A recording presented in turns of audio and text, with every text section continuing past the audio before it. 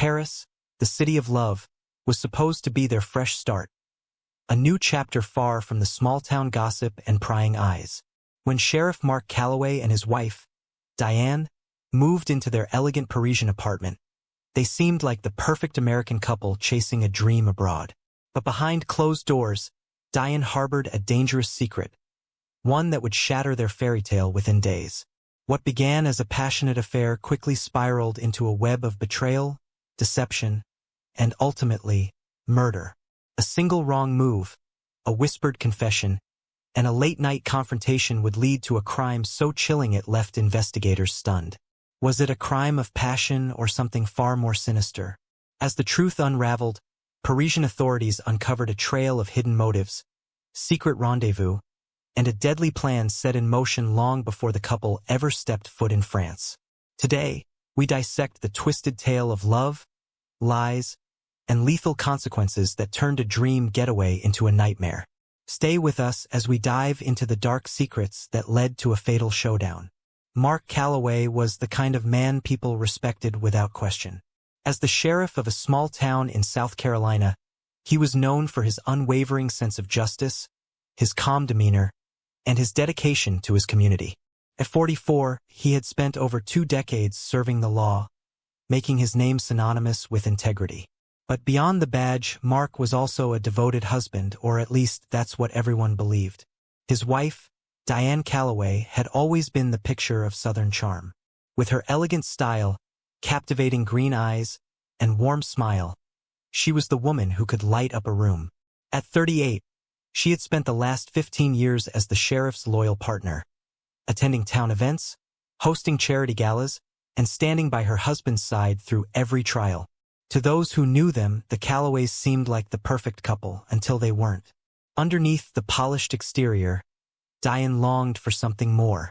While Mark was consumed by his career, she felt suffocated in their quiet town. The same routine, the same faces, the same expectations. It all felt like a life she had outgrown. She wanted adventure, passion, and excitement, things she had once believed Mark could give her. But over the years, the spark had faded, leaving behind a marriage that felt more like a partnership than a romance. When Mark was offered an international law enforcement consulting position in Paris, Diane saw it as their chance to start over, to reignite the love they had lost. What she didn't expect was that Paris would introduce her to someone new, someone who made her feel alive again. Enter Alexandre Moreau. A 36-year-old Parisian entrepreneur, Alexandre was everything Mark wasn't. Suave, effortlessly charming, and fluent in the language of seduction, he had a way of making Diane feel like the center of the universe. He owned a boutique wine business in the heart of Paris, catering to the city's elite. With his tousled dark hair, sharp jawline, and an easy smile that could melt any woman's resolve, Alexandre was no stranger to temptation or indulging in it. The moment he met Diane at an upscale cafe near the Seine, the attraction was undeniable. It started with a conversation about art, then turned into late-night strolls, secret rendezvous, and a passion that Diane hadn't felt in years. But passion has a price. Diane had underestimated her husband. Mark wasn't just a lawman. He was a man trained to detect lies, to see the things others missed. It didn't take long before he noticed the changes in his wife. The late-night phone calls, the subtle scent of cologne that wasn't his, the way she seemed distant, lost in a world she wasn't sharing with him. And then, there was the final straw, the whispered name in her sleep. Alexandre. Betrayal is a powerful trigger, and for a man who had spent his life upholding the law, Mark was about to cross the line he had sworn never to break. What happened next would turn a marital crisis into a crime scene. Secrets were about to be exposed, and in the city of love, one of them wouldn't make it out alive. Paris was supposed to be a fresh start, but by the end of their first week, Mark Calloway knew something was terribly wrong. The woman he had once trusted with his life had become a stranger in their own home. Diane had always been warm, affectionate, and predictable.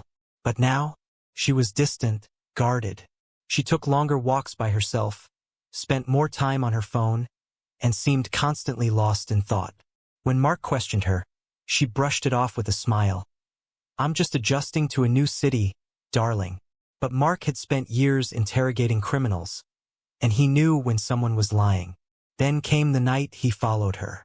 Diane had told him she was meeting a new friend for drinks, a woman she had met in a local expat group. But when Mark tailed her through the streets of Paris, he quickly realized there was no friend. Only Alexandre Moreau, waiting for her in the dim glow of a candlelit restaurant. The way she leaned in close, the way his hand rested possessively on hers, the way she laughed in a way she hadn't laughed with Mark in years, it all made his blood run cold. He should have confronted her then and there, but Mark wasn't a man who acted on impulse. He needed proof. He needed to know how far this had gone. Over the next few days, Mark played the role of the oblivious husband while gathering every piece of evidence he could. A secret phone Diane had hidden in her handbag, receipts from luxury hotels, a text message that read, "I wish I had met you first." Every discovery was another knife to the heart. His mind raced through scenarios. Was she planning to leave him? Had this been her plan all along? Or worse, had she chosen Alexander over him in every way that mattered?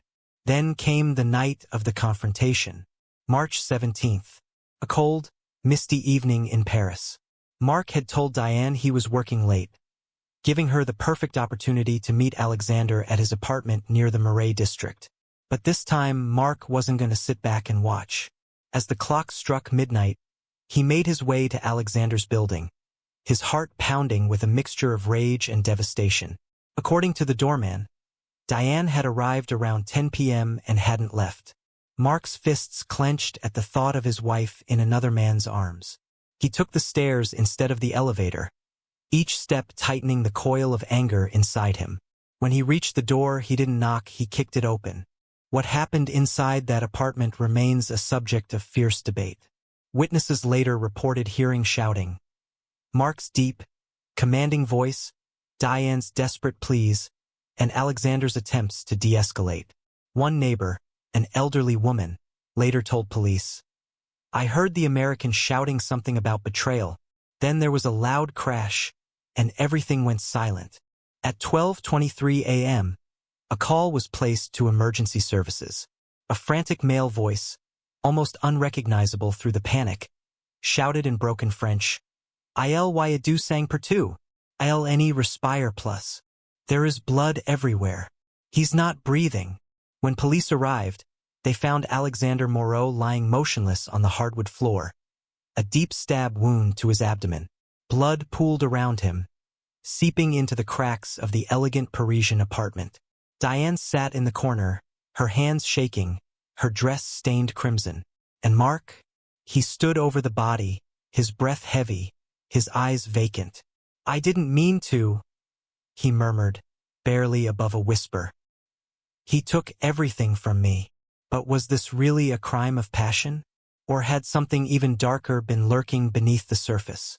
As investigators peeled back the layers, they discovered secrets none of them were prepared for. The air in Alexandre Moreau's apartment was thick with tension, an almost suffocating weight that pressed against the walls. The dim lighting from the Parisian street lamps cast eerie shadows across the room, flickering against half-drunk wine glasses and a discarded silk scarf draped over the back of a chair. It should have been another night of stolen passion for Diane and Alexander, a brief escape from the lies she had woven. But instead, it had become a scene of raw, unfiltered rage. Mark Calloway stood in the doorway, chest rising and falling with heavy breaths, fists clenched so tightly his knuckles turned white. The sight before him burned into his mind like a brand. His wife, wrapped in a satin robe, standing too close to another man. Alexander, his shirt half-buttoned, eyes wide with the realization that this wasn't just an ordinary lover's quarrel. "Diane?" Mark's voice was low, strained, like a dam ready to break. "Tell me I'm wrong." She opened her mouth to speak, but no words came. What could she say? Denial was useless. Alexander stepped forward, hands raised in a weak attempt to defuse the situation. "Mark, listen." But before he could finish, Mark lunged. The sound of the struggle filled the apartment, a chair scraping against the floor, a glass shattering against the counter. Diane screamed, grabbing Mark's arm as he shoved Alexandre backward into a bookshelf, sending expensive bottles of wine crashing to the ground. "Please, stop," she sobbed, trying to wedge herself between the two men. But Mark was relentless. "Did you love him?" Mark's voice was hoarse, filled with something even he couldn't define. Diane hesitated, and that hesitation was answer enough. In an instant, Mark's hand found the cold, steel handle of a knife resting on the counter. A decorative chef's knife Alexandre had likely used to prepare their intimate dinner just hours before. Without thinking, without reason, the sheriff, who had spent his life upholding the law, crossed the line he swore he never would. The blade plunged into Alexandre's abdomen with a sickening, wet sound. His body jerked, his breath catching in a sharp, pained gasp. His dark eyes locked onto Diane, confusion and agony swirling in them as he collapsed to his knees. Blood bloomed across his white shirt, staining it crimson as he clutched at the wound. Diane screamed. Mark staggered back, the knife slipping from his grasp, clattering to the floor. The weight of what he had done hit him like a freight train. His hands trembled, stained with warm, sticky red. He had seen death before, too many times in his years as a sheriff, but never like this. Never by his own hand. Alexandre gasped, his body convulsing as he slumped to the floor, his breath growing shallow. Diane dropped to her knees beside him, pressing her hands desperately against the wound, sobbing. "Stay with me," she begged, voice breaking. "Please." But Alexandre couldn't answer. His lips parted, as if trying to form words, but all that came was a rattling breath, his last. Then silence. For a moment, time stood still. The only sound was the distant hum of traffic outside, the occasional honk of a car oblivious to the horror unfolding inside the apartment. Diane turned to Mark, tears streaking her face. "What have you done?" Mark swallowed hard, his pulse roaring in his ears. "He took you from me." His voice cracked, a man utterly broken. A pounding knock at the door sent a jolt of panic through both of them. A neighbor, alerted by the commotion. "Tout va bien? Is everything okay?" Diane scrambled to her feet, her hands still slick with blood. "We have to call someone," she whispered, eyes darting wildly between the body on the floor and the man she once loved. Mark was already reaching for his phone, his fingers numb as he dialed emergency services. When the dispatcher answered, he barely recognized his own voice. "There's been an accident," he managed, his breath coming in uneven gasps. "Someone's hurt. I think he's dead." By the time the authorities arrived, the scene was nothing short of a nightmare. Parisian police pushed past the stunned doorman, rushing up the stairs to the third-floor apartment. The first officer on the scene described it later in his report. A male victim, mid-30s, lying on his back in a pool of blood. A female, hysterical, kneeling beside him. A male suspect, standing motionless, hands raised in surrender, face vacant, as if he were already living his own punishment. One officer approached Mark cautiously. "Monsieur, put your hands where we can see them." Mark didn't resist. He barely moved as they cuffed him, the cold metal snapping around his wrists. Diane sobbed as officers pulled her away from Alexandre's lifeless body. As Mark was led out of the apartment, the flashing red and blue lights of the police cars painted the Parisian streets in a cruel, distorted dance. Reporters would later describe the scene as something out of a tragic noir film. A love triangle gone horribly wrong, a betrayal that ended in bloodshed. But as investigators would soon uncover, the truth was even more complicated than it seemed. This wasn't just a crime of passion. There were secrets, hidden motives, details that would twist the case into something even more sinister. As the Parisian police secured the crime scene, the weight of the night's events settled over the investigation team. Led Detective Julien Moreau, no relation to the victim, had seen his share of violent crimes, but there was something about this one that felt different. A foreign sheriff, his unfaithful wife, and a dead lover in an upscale apartment. It had all the makings of a scandal that would dominate headlines for weeks. Forensic teams moved methodically through Alexandre Moreau's apartment, documenting every blood spatter, Every overturned chair, every shattered glass. The crime itself seemed straightforward.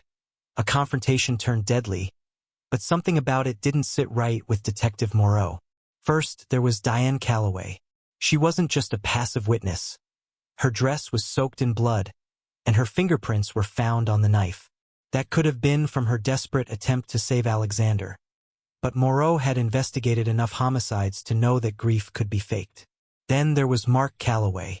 His face remained eerily blank as officers placed him in the back of the squad car.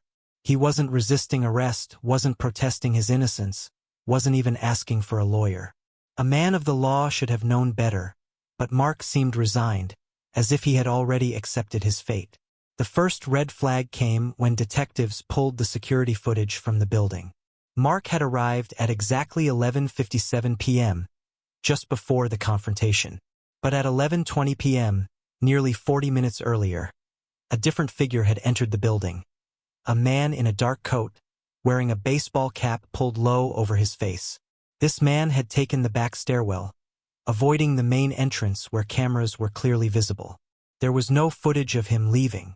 A second twist came when forensic experts examined the crime scene in greater detail. Alexander had a single stab wound to the abdomen, a brutal but oddly precise injury. Typically, in crimes of passion, there are multiple wounds, hesitation marks, or signs of prolonged struggle. But this was clean, almost practiced. Even stranger, Alexander's body showed signs of a struggle before the fatal stab wound. Bruising on his wrists suggested he had been restrained at some point, and there were faint marks along his neck, almost like someone had tried to choke him before opting for the knife. Then came the autopsy report. The medical examiner found traces of a sedative in Alexander's bloodstream, something strong enough to slow his reflexes, but not enough to render him unconscious. Had he been drugged before the attack? While forensic teams worked, detectives turned their attention to Diane and Mark. Diane's interview was a whirlwind of sobs and half-truths. She insisted Mark had snapped, that he had always been controlling, that she was afraid of what he might do. But when asked about the mysterious man caught on security footage, her demeanor shifted. She hesitated, her eyes flickering toward the one-way mirror as if she expected someone else to walk in and save her. Mark, on the other hand, was oddly calm. "I lost control," he admitted. "I saw him with my wife and I lost control." It was a simple confession, too simple. Moreau had interrogated enough criminals to know when someone was taking the blame for something. Then came the biggest break in the case, Alexandre Moreau's phone records. Just hours before his murder, Alexander had received a text from an unknown number. "We need to talk. Come alone." The phone that sent the message was traced to a burner, but its last known location? Just a block away from Diane and Mark's apartment. The final piece of the puzzle fell into place when detectives cross-referenced phone pings. Mark's phone had remained at their apartment until he left for Alexander's. But Diane's? Diane's phone had been in that area much earlier in the night. And then a chilling discovery. The murder weapon, the knife used to kill Alexander, didn't belong to him. It wasn't part of his kitchen set, and there were no prints besides Diane's and Mark's. It was a completely separate piece. And security footage from earlier that evening showed Diane stopping at a small kitchen supply store near their home. Was it possible? Had Diane planned this? Detective Moreau sat across from Diane once more, placing a single photo on the table. A still from the security footage of the mystery man. "Who is he?" Moreau asked. Diane's lips parted, but no words came. "We know this wasn't just a crime of passion," Moreau continued. "Someone else was in that apartment before your husband arrived. Someone who subdued Alexander. Someone who made sure Mark walked in at the right moment, when there was no turning back." Diane's breath hitched. I don't know what you mean." But Moreau had already made up his mind. Diane wasn't just a victim in this story. She was a key player. And Mark? He wasn't a murderer by impulse. He was a man who had been pushed into a trap. Now, the real question remained. Was Mark truly guilty? Or had Diane orchestrated the perfect crime? One where both her lover and her husband would be out of the picture, leaving her free to start anew? Just when investigators thought they had pieced the case together, A sheriff's jealous rage leading to a fatal confrontation. An unexpected revelation changed everything. Diane Calloway wasn't just involved with Alexandre Moreau. As detectives dug deeper, they discovered she had been in contact with another man. A name that sent a ripple of unease through the investigation team. Louis Marchand. A former investor-turned-gambler, Louis had ties to underground circles in Paris. People who weren't afraid to get their hands dirty for the right price. Bank records showed that just weeks before the murder, Diane had withdrawn €15,000 in cash. The money had disappeared without a trace. Even more damning, phone records placed Louis near Alexandre's apartment on the night of the murder. Detective Moreau's suspicions now shifted. Had Mark Calloway really acted alone, or had he been set up? A deeper look into Diane's life revealed that her affair with Alexandre wasn't just about passion. It was about money. Alexandre, a successful art dealer, had been funding Diane's lavish lifestyle in Paris. But what he didn't know, Diane was drowning in secret debt. Her Parisian dream had been built on credit cards, loans, and the desperate hope that Alexandre would marry her and rescue her from financial ruin. But when Alexandre discovered her deception and threatened to end things, Diane had run out of options. The timeline became clear. Diane lured Alexandre to the apartment that night, using her charm and promises to keep him close. She had enlisted Louis Marchand to make sure Alexandre couldn't fight back, hence the sedative in his system. Then, she had orchestrated Mark's arrival at just the right moment, ensuring that his rage would seal Alexandre's fate. The perfect crime. 2 men destroyed, and Diane walking away unscathed. But Diane hadn't accounted for one thing. Louis Marchand was not the kind of man who stayed quiet. When detectives tracked him down, they found him in a seedy Parisian bar, nervously eyeing the exit. It only took one threat, prison or a deal, for him to crack. "She told me it would be easy," Louis muttered, rubbing his forehead. "Just rough him up, make sure he couldn't fight back. She said her husband would do the rest." Diane had played them all. On the morning of Diane Calloway's arrest, Paris was drenched in cold rain. She had been planning to leave the city, detectives later discovered. Her suitcase was already packed. But as she stepped out of her apartment, officers were waiting. Her shocked expression faded quickly, replaced by something else: resignation. Mark Calloway had been a pawn. Alexandre Moreau had been a loose end. And Louis Marchand had been the disposable muscle. But in the end, Diane had outplayed herself. As she was led into the police car, one reporter captured her final words before the door shut. "I almost got away with it." On a cold November morning, just as Diane Calloway was preparing to leave Paris, police swarmed her upscale apartment. The suitcase by the door suggested she had planned her escape, but she had waited too long. As officers placed her in handcuffs, she didn't scream or resist. Instead, she let out a soft sigh, almost as if she knew this moment was inevitable. Her husband, Mark Calloway, was already in custody, awaiting trial. But after detectives uncovered the truth, that he had been manipulated into the crime, his charges were reduced to manslaughter. The real mastermind, Diane, was now facing premeditated murder. The trial of Diane Calloway was one of the most sensational cases Paris had seen in years. The courtroom was packed with journalists, spectators, and those who had followed the scandal from the moment it broke. Mark Calloway, appearing visibly thinner and more exhausted than before, testified against his wife. His voice shook as he recalled that night. How he had been consumed by rage, how Diane had told him, "Do what you have to do." The most damning moment came when Louis Marchand took the stand. His plea deal required him to testify, and when he did, the courtroom fell silent. "She paid me," he admitted, looking directly at Diane. "She said it would all work out, that Mark would take the fall, and no one would suspect her." Diane's reaction was chilling. She simply smirked. After weeks of deliberation, the jury reached its decision. Mark Calloway, the once respected sheriff, was sentenced to 8 years in prison for involuntary manslaughter, with the possibility of parole in 4. Louis Marchand, for his role in restraining Alexandre Moreau, was given 5 years under a plea deal. And Diane? The courtroom held its breath as the judge read the sentence. Life in prison with no possibility of parole. For a woman who had carefully orchestrated every move, this was the ultimate defeat. As she was led out of the courtroom, a journalist shouted, "Do you have any regrets?" She paused, turned slightly, and in a calm, almost amused voice, replied, "I should have done it myself." Beneath the glittering lights of Paris, a city known for love and romance, a sinister tale unfolded, one of betrayal, manipulation, and a deadly game that cost a man his life. Diane Calloway's calculated moves show just how far some people are willing to go for power, control, and financial survival.